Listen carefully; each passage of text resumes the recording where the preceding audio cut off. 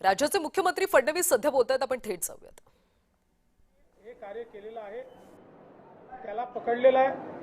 आता एटीएस आणि एनआयची मदत घेऊन या रॅडिकलायझेशनच्या पाठीमागे कोण कोण आहे हे देखील या ठिकाणी शोधण्यात येईल। याचं कुटुंब हे परदेशात आहे, ते अमेरिकेमध्ये आहे, हाही अनेक वर्ष परदेशात राहिलेला आहे। त्यानंतर इथे आल्यानंतर पहिल्यांदा कुर्ल्यामध्ये आणि त्याच्यानंतर नवानगरला तो राहायला आला।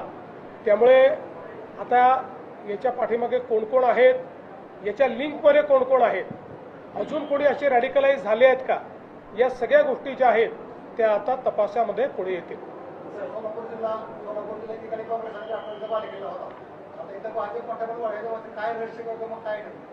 माझ्या आजूबाजूला बसलेले सगळे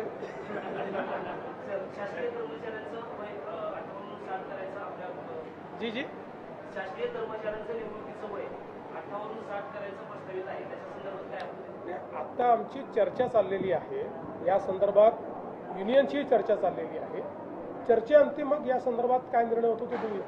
राजाभाऊंच्या कार्यक्रमापासून मागणी आहे, ज्या पंढरपूरला मुख्यमंत्र्यांची जशी पूजा होती आषाढीची, तशाच पद्धतीची पूजा जी आहे ती कायमस्वरूपी पालकमंत्र्यांची असते, जे कोणी सोलापूरचे पालकमंत्री असतात त्यांची असते अशी मागणी आहे। जरूर याचा विचार करू। साहेब, एकनाथ शिंदे मुख्यमंत्री असताना पर्यावरण विभागाच्या वतीनं 11 तलावांना मान्यता दिली होती, मात्र मंत्री पंकजा मुंडेंकडून हा प्रकल्प रद्द करण्यासाठी काढला तलाव। मला कल्पना नाही आहे, मी त्याची माहिती घेऊन सांगेन आपल्याला।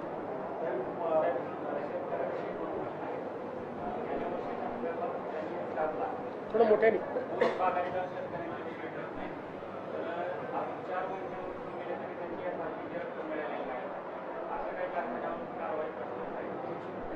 आपल्याला कल्पना आहे की महाराष्ट्रामध्ये दरवर्षी आपण FRP जी आहे ही 99% वर अचीव करतो। थोडं मागे पुढे होतं कारण मार्केटमुळे कारखान्यांवरही कधी आणि अनेक वेळा आपणही मदत केली आहे, सरकारने मदत केली आहे। याही वर्षी ऊस कारखानदारीच्या संदर्भात एक बैठक आम्ही घेतली, त्याच्यावर एक आम्ही सचिव समिती तयार केलेली आहे।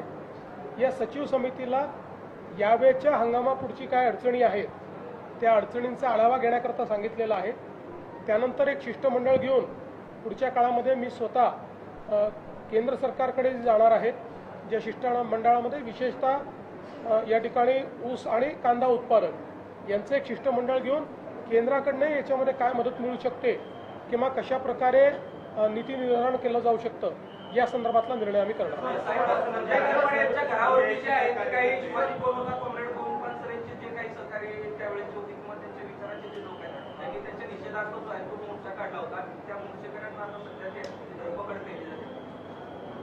खरं म्हणजे निरर्थक वाद उभा झालेला आहे।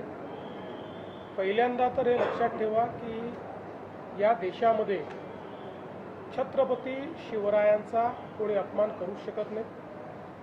छत्रपती शिवरायांचा मान इतका मोठा आहे की कोणीही त्यांचा अशा पद्धतीनं अपमान करणं हे शक्यच नाही आहे।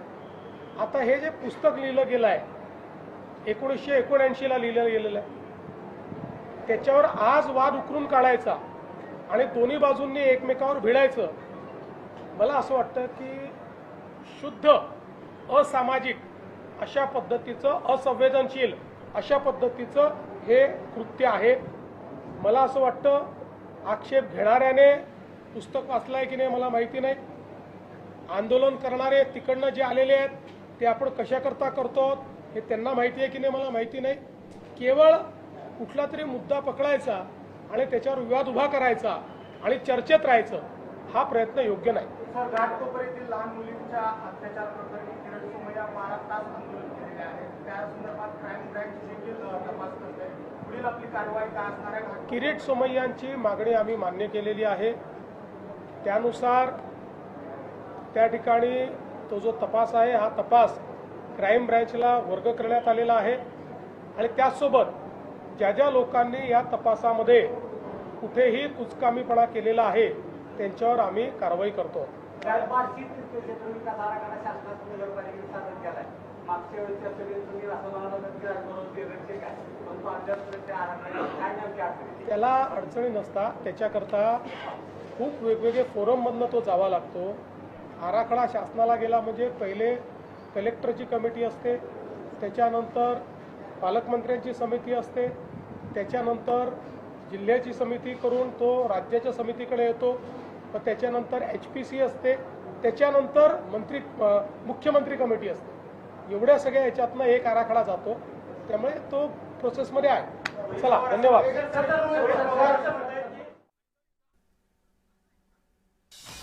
सोलापूरमध्ये आता मुख्यमंत्री फडणवीस बोलत होते आणि सध्या इथं बुलढाण्यामध्ये आंदोलन सुरू आहे, मोर्चा काढला जातोय आणि यावर फडणवीसांना विचारलं असता हे सगळं निरर्थक सुरू आहे, जुना वाद उकरून काढू नये असं यावेळी फडणवीसांनी म्हटलेलं आहे.